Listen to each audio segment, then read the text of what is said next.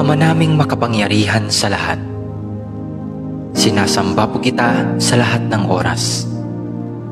Maraming salamat po sa isang buong araw na nagdaan na puno ng biyaya, pag-ibig at kaligayahan. Salamat din po sa mga pagsubok at mumunting mga luha na dumating sa aking buhay, na alam ko pong siya po ninyong paalala sa akin na kayo po ay Diyos na buhay. Maraming salamat po sa pagbabantay sa akin at sa aking pamilya at mga kaibigan sa loob ng maghapong ito, at sa paggabay sa amin sa mga pagsubok na aming nakasalamuha. Alam ko pong nariyan kayo sa aming tabi sa lahat ng oras upang kami ay bantayan at gabayan. Nagpapasalamat